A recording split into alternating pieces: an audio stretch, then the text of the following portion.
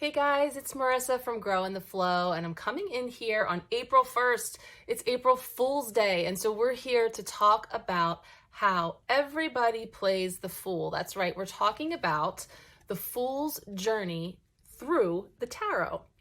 And so I wanted to pop in here first before we get started with the presentation that I want to take you through.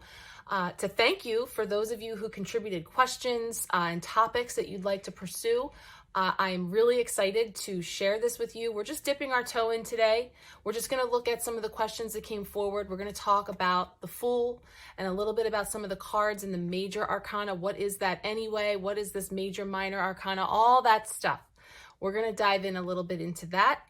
But I want to encourage you to share any thoughts, questions, things that you have to share about your understanding of the tarot as well, because what I'm sharing with you today is my perspective. It's one particular lens, one particular way of working with the tarot, how I have learned it this far. But I consider myself a lifelong student of the tarot. There are so many layers of symbolism and meaning to these cards, but more importantly, it's about connecting you in with your intuition, which means there is no right or wrong. You do not have to memorize these cards.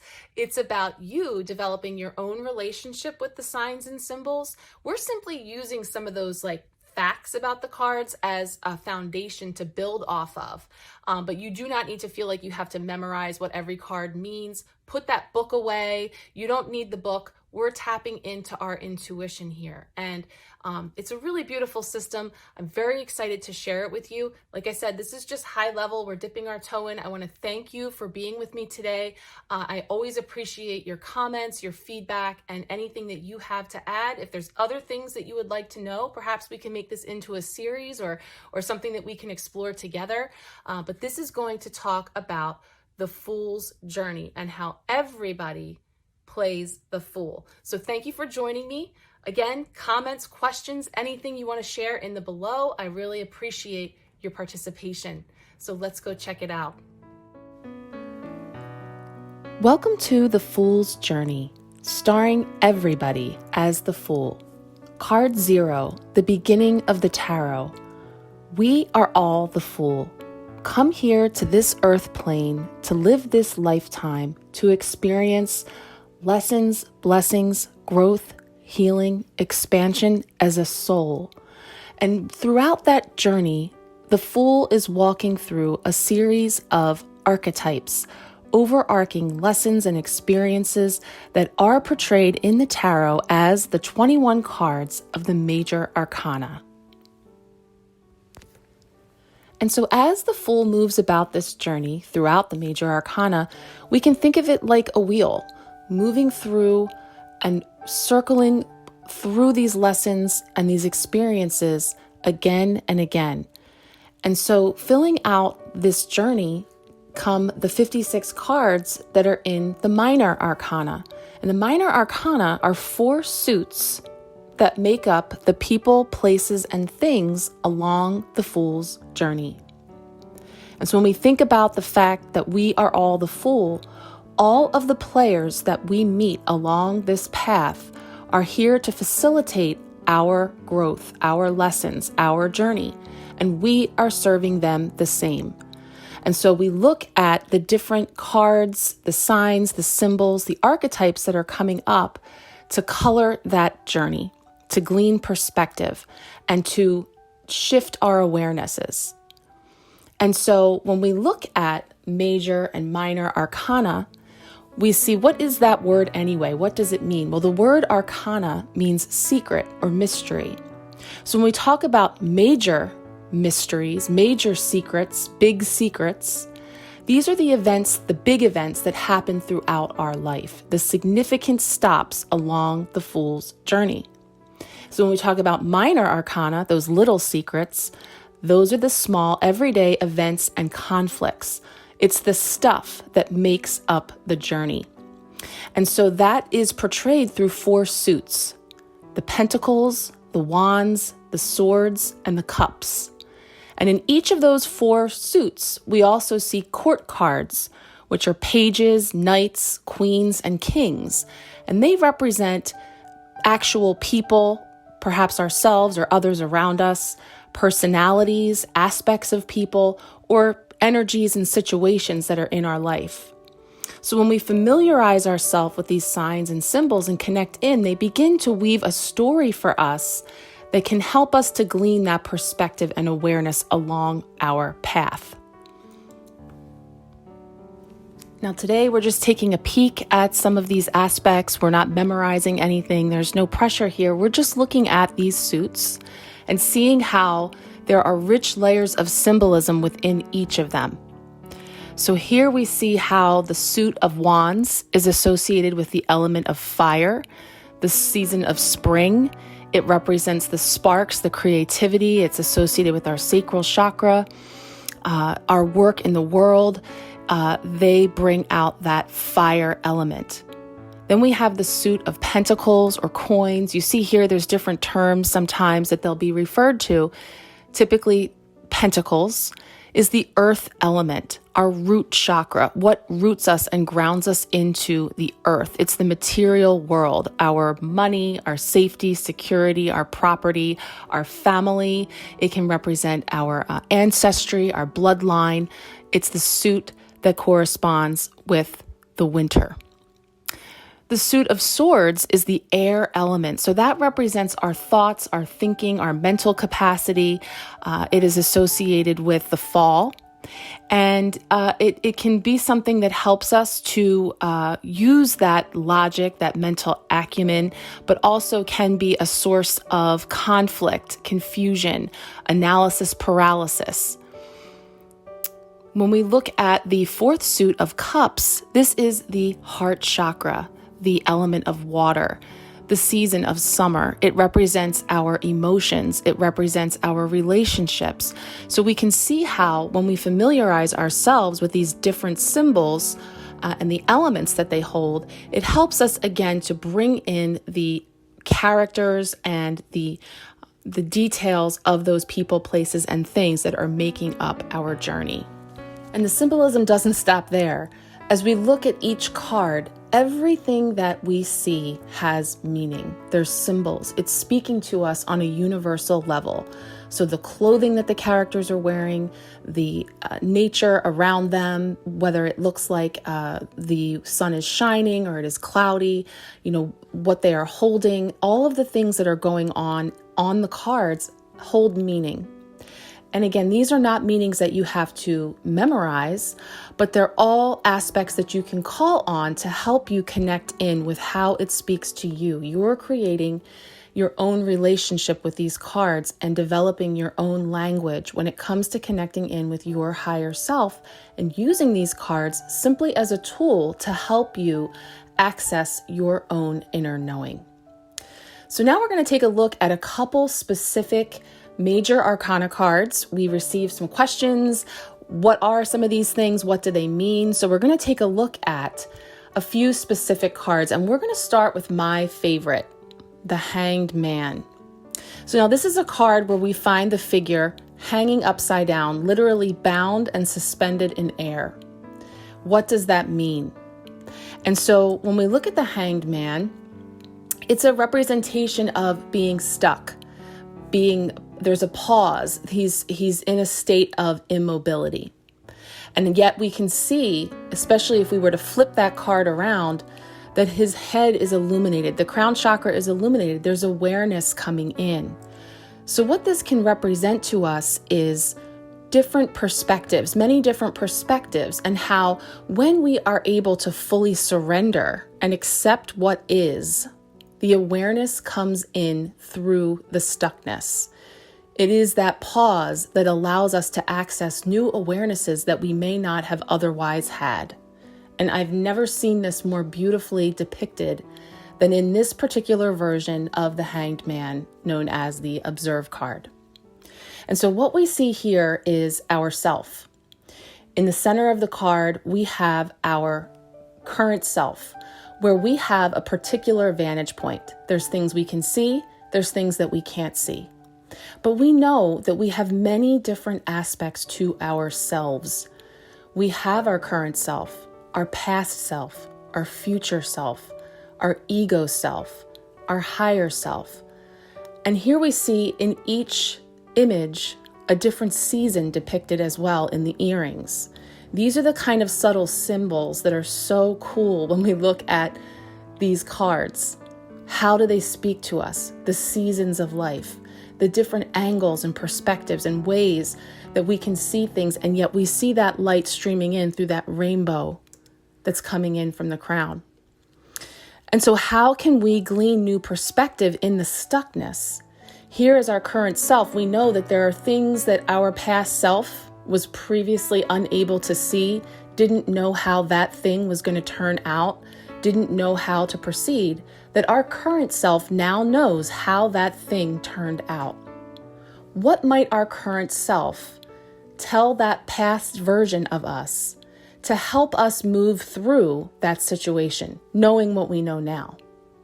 And so in that same way, we can connect in as our current self with our future self or our higher self, because they know that everything is going to be just as it should be, that we are on our fool's journey, and that everything that is occurring for us are all happening for us to facilitate our journey. And so this is a card I love to look at to connect in with those different aspects of self and glean those different perspectives. And understand again that sometimes when we have a pause, when we're stuck, when we're unable to move, that is just the very thing that is needed in order for us to gain awareness, clarity, new perspective. And so while we're here hanging upside down, let's take a look at one of our questions, which is reverse cards. How do you read upside down cards? Or do you? Does it matter if the cards come out upside down? Well, this is a matter of personal preference, and you'll find different opinions amongst tarot readers. Personally, I do not read reverse cards. I like to keep my cards in the upright position. So for the most part, I shuffle them and handle them in such a way that I'm reading them in the upright position. However, if something does come out in reverse, especially because of the way I handle the cards, that could get my attention to indicate something that deserves a deeper look. Now, when you are working with reversed cards, shuffling the cards in such a way that they could come upright, they might come upside down. Reverse cards could indicate energy blockages, too much energy, that a shadow side or underlying issue needs to be addressed. It can add extra depth and insight to a reading. It could simply be the opposite of the traditional meaning of a card. And so really, when you are looking at a reverse card, you would want to use 3 factors to really kind of figure out whether or not you're reading the card upside down or not. Number 1, your intuition. Some cards just feel like they need more attention. When you're looking at that story playing out and where the card is positioned and so forth, you might see that it makes sense that it would be upside down, meaning the energy might be just coming in. It's just coming into focus. It might be moving out. It could be something that is on its way out. So it really depends on the context of the reading. That's another thing we want to look at. So depending on what the question is, the context surrounding the reading, then we take a look at how it's coming up, the cards that are around it.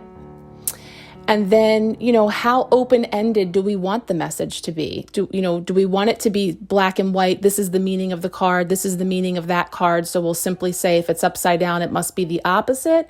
Or are we looking at this as, again, a story, a journey that we are on, and allowing all of the cards to work with each other?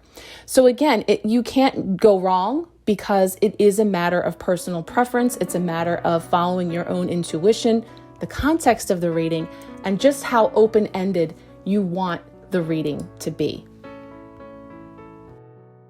Now, another question is, what about negative cards? What about those cards that look ominous and scary, the ones that we've seen on TV that are played out, that someone is reading our fortune and telling us that they're foretelling of something that is dark and shadowy? And that's typically depicted in these 3 cards that we see here: the Death card, the Devil, and the Tower. And, I admit, even though I put a little glossy sheen on it here, when we see those cards, we go, ooh, okay, yeah, we've got something significant coming up here. And we'll start with the Death card, because I think that one can be the most overwhelming, the most intimidating. Very, very rarely would this card ever be indicating an actual death. It is the symbolism of transformation, this idea of moving through the cycle of, and the key phrase I like to use is picked clean to the bone, shedding the skins of the soul, releasing layers that have died, releasing things, habits, circumstances, moving on. And we see even in this card, in the distance, the sun is rising. There's a new dawn on the horizon. And so, there's layers of symbolism we could get into about this card and what everything means, the colors, the flowers, everything that we're seeing on the card has meaning. But I like to say for the death card that it really is the symbol of rebirth, very tied in with metamorphosis and transformation. And you can see here, as it's depicted in this beautiful version from the Lightseer's Tarot, after decay, the ground is abundantly fertile. It's the cycles of life. All things must die in order for that rebirth to occur. And so when we get the death card, it can symbolize that there's great transformation on the horizon, but it is nothing to fear. When we see that, it is an indicator that we can look at what in my life is passing, what in my life is ready to transform. And that is a very beautiful way for us to see a very significant stop along our Fool's journey. So then that takes us to the Devil card. Now, this one we can see here gives a nod to the traditional symbolism of the original tarot. And remembering that this illustration, this version of the tarot, the Rider-Waite-Smith version, was created in the early 1900s. And so it is reflected by the people and the times and the symbols. And so here we see something that's really got that image of that fire and brimstone, the devil, and we see these two figures shackled and chained. And yet we always point out that those chains are not very tight around the neck. The Devil card symbolizes prisons of our own making. Addictions, patterns, beliefs, limiting beliefs, things that keep us held captive, playing small. Once again, we see another depiction from the Lightseer's Tarot with this devil. And it's tempting, right? It can be tempting. It's comfortable. It's the devil we know. And here it is with these puppet strings, pulling these strings. And so, it can be intimidating to see that imagery, and yet we can peel back the layers and look deeper to see that the Devil card speaks to us about our perceptions of being imprisoned, our perceptions of being beholden to, again, addictions, patterns, behaviors, ways of being that we have outgrown. So when we see this card, we look deeper to know that it's a coming around again, in a sense, of patterns and things that show up to continue to stretch us and pull us toward our expansion. So that is one way that I like to look at the Devil card that is not all fire and brimstone. Now, this is a good one. We have the Tower card. And of course, the traditional depiction of the Tower is quite striking, right? It's the jolt of that tower. It's visceral. It's often coming across as being frightening. I always say nothing to fear. It represents necessary change, a jolt, something that comes along, usually unexpectedly. This can be a good surprise or not, something that comes in perhaps shockingly, rocking the foundation, but it's necessary upheaval. It's necessary change. The chaos that I move toward is the brightest light. In chaos, I move towards the brightest light. So here we see it depicted as these individuals falling from this building. The foundation is crumbling and a rebuild is necessary. I have never seen a more beautiful Tower card than it is depicted here on the left from the Lightseers. Because I like to think about this tree that may have been in this forest for centuries. And along came this bolt of lightning that took it out. Now, maybe the tree really was strong and beautiful still, but perhaps the tree was diseased. Perhaps there were parts of the tree that needed to be cleared. And so this sudden bolt of lightning comes along and brings it down to its stump.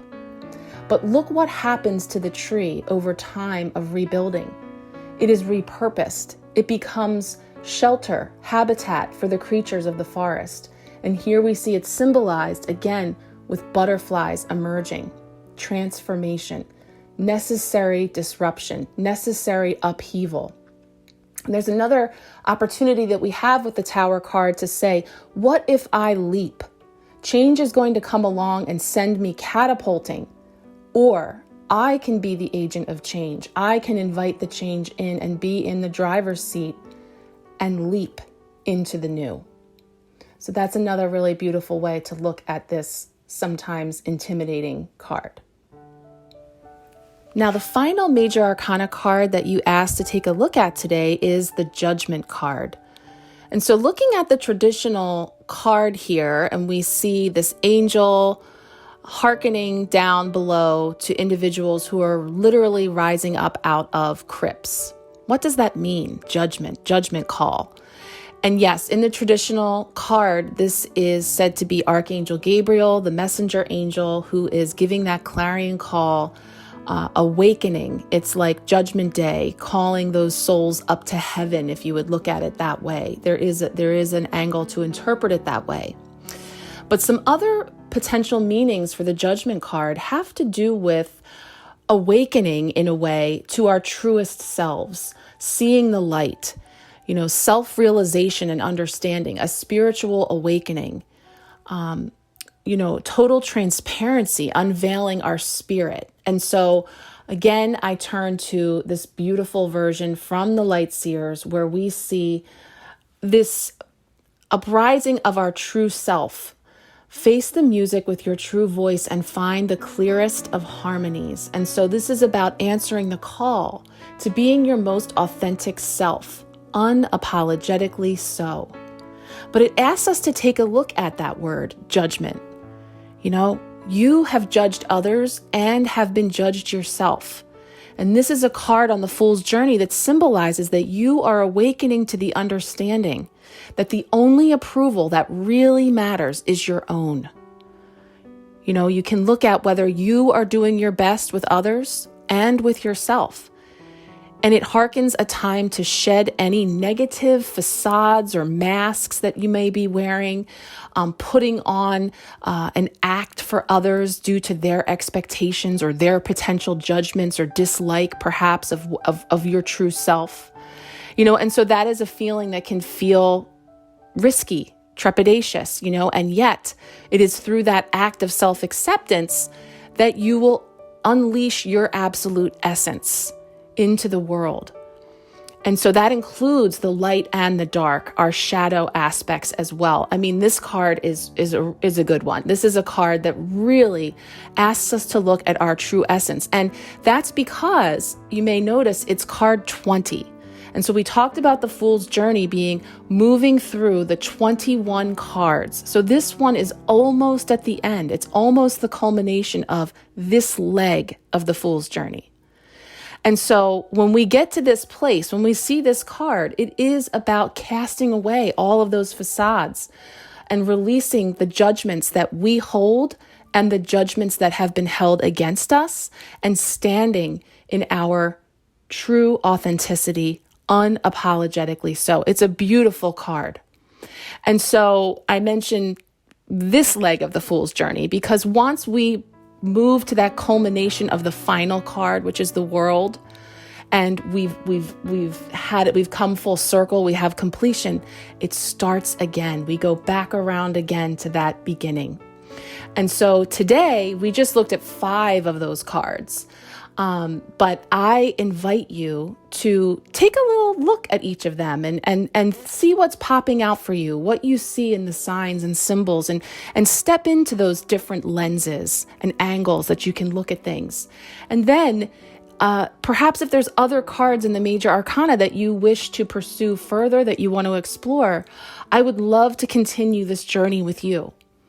If there are any other cards in the major arcana that you're interested in exploring, or any questions at all that you have about the tarot that are coming up, I would love to collect another group of questions that we could put together, perhaps a series here, to explore this fool's journey together. There is so much to see. This is barely the tip of the iceberg, but I hope that you've enjoyed taking this walk with me today on April 1st, April Fool's Day. I thank you for joining me. I would love to hear your comments, questions. Please put them below if you're in our group.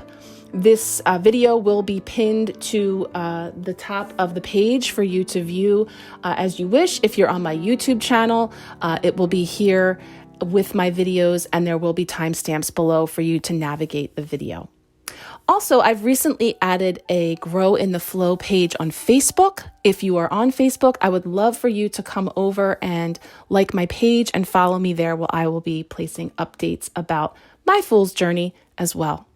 Thank you so much. Sending you much love and many blessings. Take good care.